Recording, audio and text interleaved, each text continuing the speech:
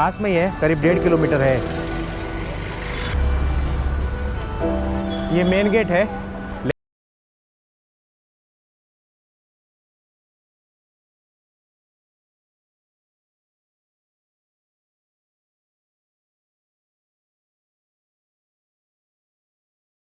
का इतिहास लिखा हुआ है।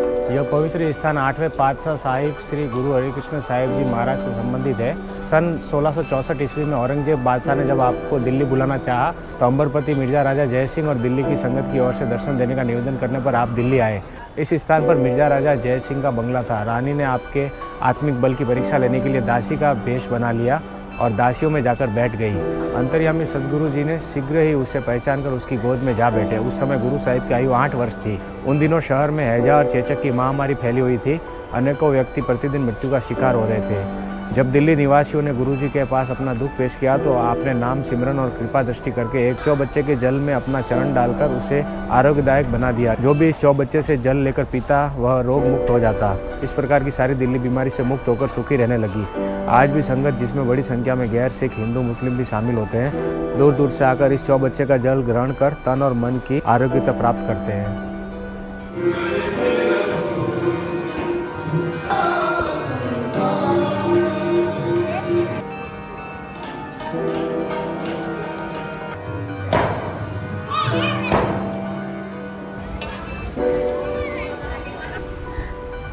काफ़ी बड़ा है, आधे घंटे का समय लगता है हमें अंदर जाकर दर्शन करने में।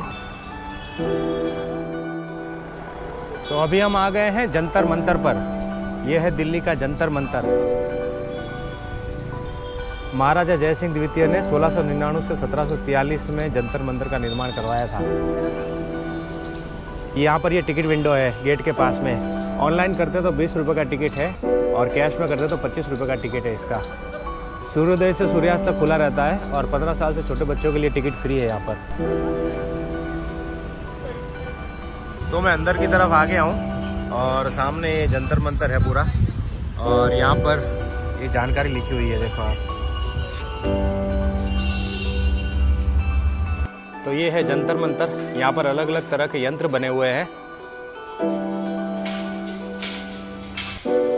तो ये जो सबसे बड़ा यंत्र है इसे कहते हैं सम्राट यंत्र। जंतर मंतर का सबसे बड़ा यंत्र है ये और इसके बारे में यहाँ पर जानकारी लिखी हुई है। तो सूर्य की स्थिति से समय का पता लगाने की ये पुरानी तकनीक हुआ करती थी जंतर मंतर में।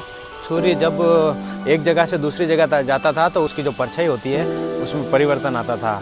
परछाई के हिसाब से अनुमान लगाया जाता था कि क्या समय हुआ है। तो इसीलिए सूर्य की स्थिति से टाइम को मापने का यंत्र कहा जाता है।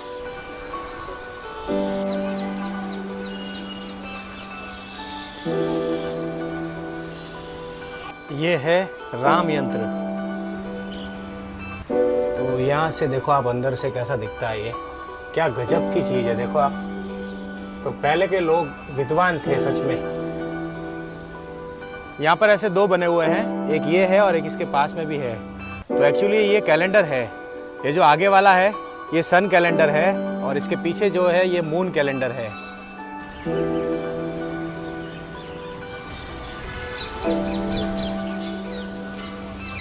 ये है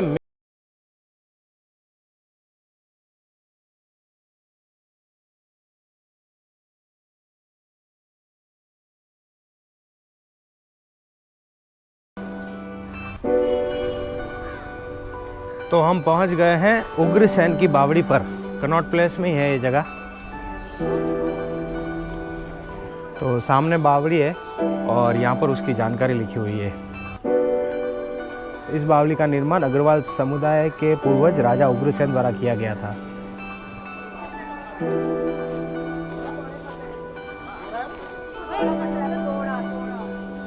तो ये है उग्रसेन की बावड़ी और यहाँ पर पीके मूवी की शूटिंग हुई थी। आमिर खान का जो सीन था वो जहाँ पर बैठता था हर बार आकर, वो ये जगह है और ये कनॉट प्लेस में है। काफ़ी सुंदर बावड़ी है। नीचे वहाँ पर गहरा कुआं है।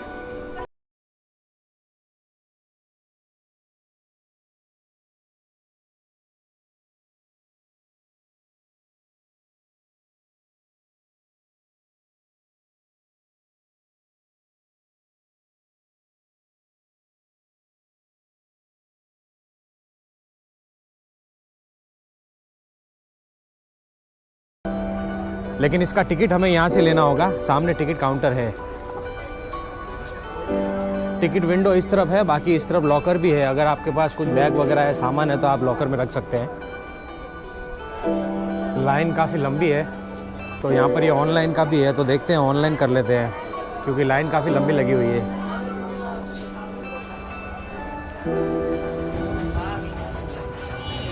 तो मैं यहाँ पर सिक्योरिटी चेक करवा कर अंदर आ गया हूँ, और ये है मेन एंट्री। यहाँ पर पास में एयरपोर्ट है, इसलिए हर बार प्लेन दिखते हैं हर 15-20 मिनट में। यहाँ पर कुछ जानकारी लिखी हुई है।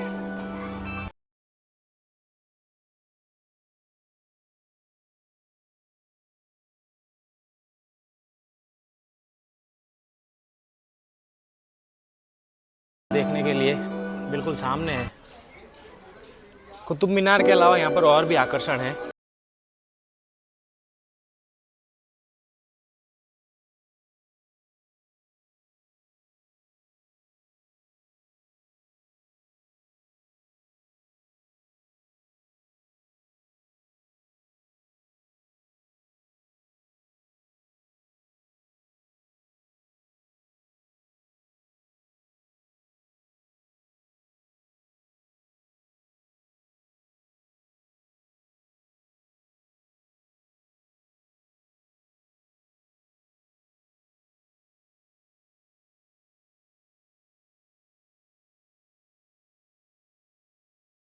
ये देखो आप, तो ये इसकी मेन एंट्री है यहाँ से ऊपर जाने के लिए, लेकिन अभी इसे बंद किया हुआ है।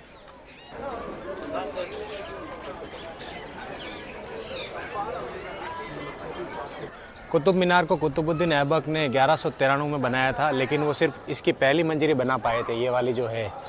उसके बाद उनके जो उत्तराधिकारी थे इल्तुतमिश, उन्होंने ऊपर की 3 मंजिलें बनाई, और जो सबसे ऊपरी मंजिल है 5वीं मंजिल, उसे फिरोज शाह तुगलक ने बनाया था करीब 1368 में। तो करीब 250 साल लगे इस पूरी इमारत को बनने में।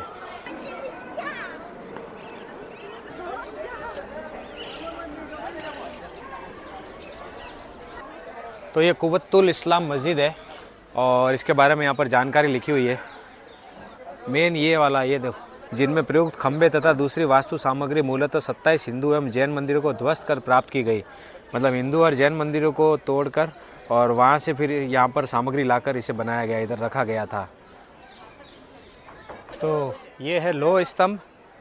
गुप्त वंश के चंद्रगुप्त द्वितीय थे, उनके समय का ये स्तंभ है। इसके ऊपर में ब्रह्मा लिपि में कुछ लिखा हुआ है। यहाँ पर देखो आप,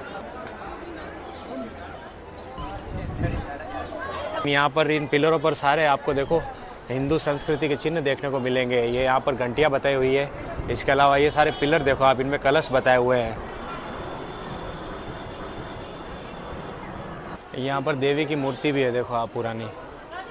इस्लामिक शासन आने से पहले जो हिंदू राजा थे, उनके द्वारा बनाए गए मंदिर और उनकी इमारतों को यहाँ पर सेट किया गया है। काफ़ी सारे पिलर आपको ऐसे ही दिखेंगे। देखो ये सारे पिलर हैं इसी तरह के।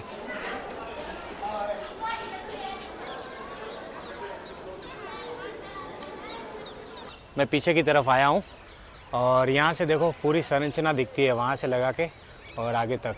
ये पूरी मस्जिद है, यहाँ से लगा के पूरी जो आपको दिख रही है, और इसके इस तरफ में ये कुतुब मीनार है। अभी हम इस तरफ चलते हैं। सामने यहाँ पर ये इल्तुतमिश का मकबरा है।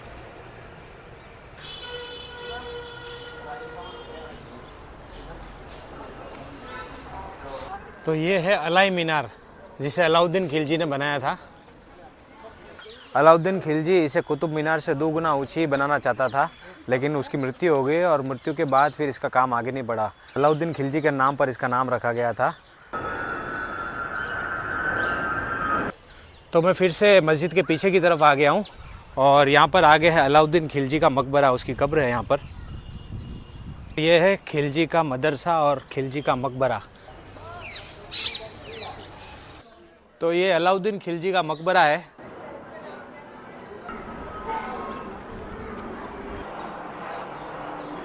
तो ये है अलाई दरवाज़ा, इसे अलाई दरवाज़ा कहते हैं। अलाउद्दीन खिलजी ने 1296 से 1316 ईस्वी में किए गए मस्जिद विस्तार का एक भाग है।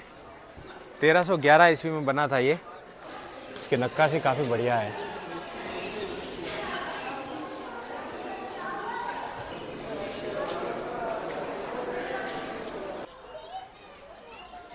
तो यह संत इमाम मोहम्मद अली का मकबरा है, जो कि इमाम जामिन के नाम से मशहूर थे। तुर्किस्तान के मूल निवासी थे ये। तो हमने कुतुब मीनार और कुतुब मीनार परिसर में स्थित और अन्य इमारतें देखी, और यहाँ पर जो मकबरे बने हुए वो भी देखे। तो काफ़ी बड़ी जगह है ये, और यहाँ पर अगर अच्छे से घूमना है तो 1 घंटा कम से कम चाहिए।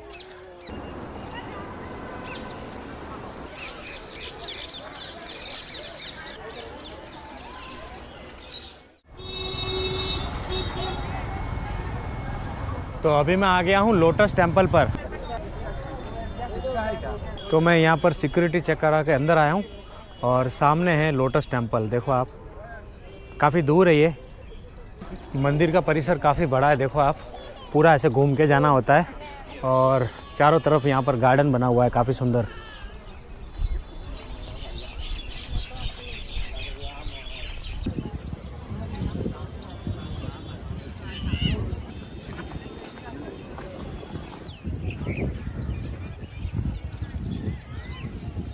पीछे वहाँ से घूमते हुए मैं यहाँ तक आया हूँ, और यहाँ पर जूते हमें थैली में डालने होते हैं, जो कि फ्री है, और आगे ये थैली जमा करनी होती है। और ये लोटस टेम्पल है जो कि दिल्ली के नेहरू प्लेस में है। कुतुब मीनार से लोटस टेम्पल की दूरी करीब 9 किलोमीटर है। लोटस टेम्पल का निर्माण 1986 में किया गया था, और इसीलिए इसे 20वीं सदी का ताजमहल भी कहा जाता है।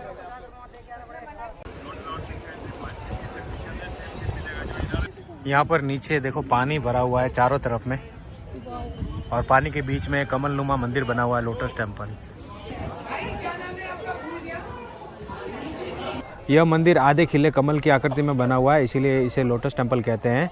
इस लोटस टेम्पल में कुल 27 पंखुड़ियाँ हैं, जो कि संगमरमर से बनी हुई है, और इसमें 3 चक्र है। मंदिर के चारों ओर 9 दरवाजे बने हुए हैं, और मंदिर के बीचों बीच एक बड़ा सा हॉल है जिसकी हाइट 40 मीटर है। इस हॉल में करीब 2500 लोग एक साथ बैठ सकते हैं। वैसे ये ईरान के बहाई संप्रदाय ने बनाया था, और इसके जो आर्किटेक्ट थे वो भी पर्शियन थे, लेकिन यहाँ पर किसी धर्म विशेष से अभी इसका कोई नाता नहीं। यहाँ पर सभी धर्म के लोग आते हैं, और लोटस टेम्पल के अंदर जो बड़ा सा हॉल है वहाँ पर बैठकर ध्यान करते हैं, मेडिटेशन करते हैं। तो अंदर काफ़ी शांति होती है।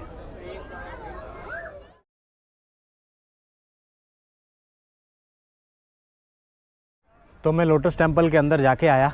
अंदर काफ़ी बड़ा हॉल है, बहुत बड़ा हॉल है, और काफ़ी सारे लोग एक साथ में बैठते हैं अंदर। मैंने आपको बताया 2500 लोग एक साथ बैठ सकते हैं अंदर। तो मैंने आपको बार बार से ये लोटस टेम्पल बताया।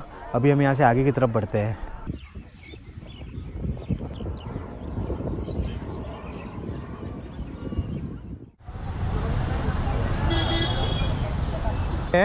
और यहाँ पर एंट्री लगभग 5:45 बजे बंद होती है। तो टिकट विंडो से मैंने टिकट ले लिया है। ये टोकन मिलता है यहाँ पर, और 40 रुपये का टिकट है, और फॉरेनर के लिए 600 रुपये है। 14 साल से छोटे बच्चों के लिए टिकट फ्री है। तो पीछे से सिक्योरिटी चेक करवा कर मैं आगे आ गया हूँ अंदर की तरफ, और यहाँ से हमें आगे बढ़ना है। तो जब हम अंदर जाते हैं तो पहले यहाँ पर ये ईसा खान का मकबरा आता है, लेकिन हम यहाँ पर जब एग्जिट करेंगे तब जाएंगे। पहले हम सीधे चलते हैं मेन पॉइंट की तरफ। काफ़ी सारे बाज उड़ रहे हैं यहाँ पर।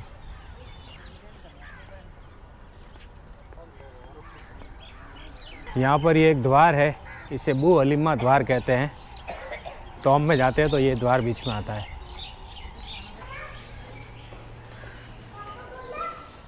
जैसे ही द्वार से अंदर आया, यहाँ पर बिल्कुल अंधेरा हो गया है, काफ़ी अंधेरा है यहाँ पर। और ये बू हलीमा गेट जो मैंने आपको बताया उसके बारे में लिखा हुआ है।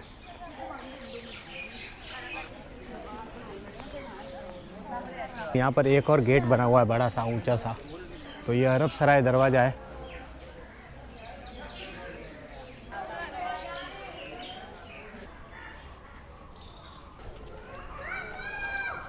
तो ये बड़ा सा ऊंचा सा गेट है, इसके बारे में कुछ लिखा नहीं है।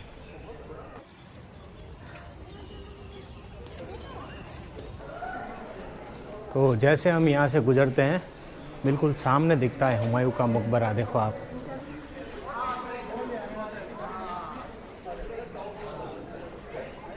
तो ये है सुंदर और बड़ा सा हुमायूं का मकबरा।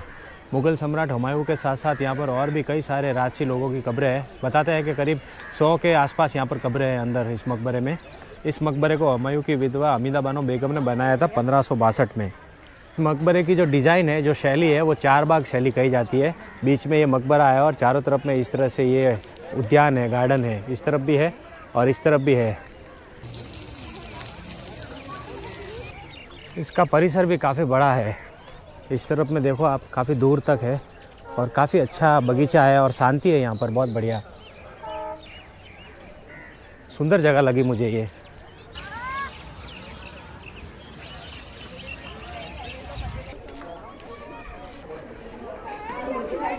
तो मैं यहाँ से ऊपर आ गया हूँ और ऊपर से ये नज़ारा देखो आप। मकबरे के तीनों चारों तरफ द्वार है। देखो इधर से हम आए हैं, उसके अलावा यहाँ पर भी एक द्वार बना हुआ है बड़ा सा, और उस तरफ भी कई सारी पुरानी इमारतें हैं।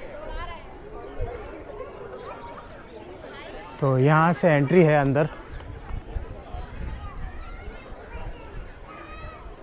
तो मैं मकबरे के अंदर आ गया हूँ और यहाँ पर ये बड़ा सा गुंबद है जैसे हम अंदर आते हैं। तो मैं मकबरे के बिल्कुल मध्य में आ गया हूँ और यहाँ पर ये हुमायूं की कब्र है।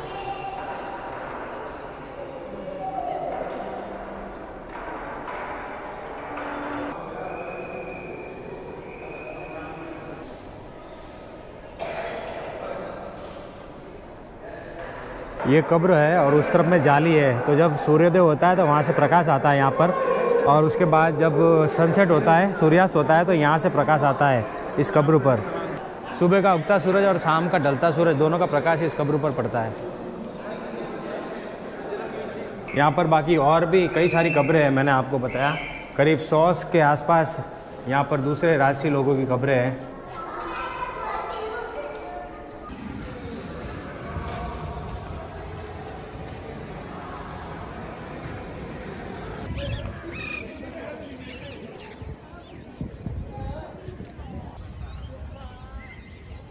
तो ये छोटा सा एक मकबरा है, हुमायूं का जो टॉम है उसके पीछे की तरफ में, और ये भी काफ़ी सुंदर इमारत है।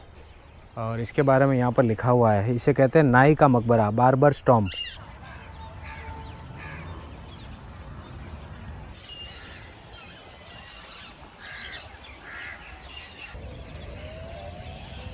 तो ये ईसा खान टॉम है। जो शेर शाह सूरी थे उनके दरबार में एक नवाब थे ईसा खान, और बहुत अमीर थे, तो उनकी यहाँ पर ये टॉम बनी हुई है।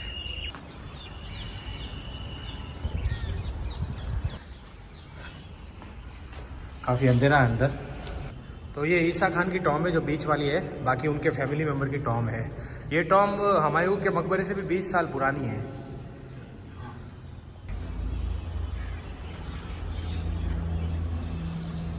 ईसा खान टॉम के पास में ये ईसा खान मस्जिद है, उन्हीं के समय में बनी हुई ये मस्जिद है।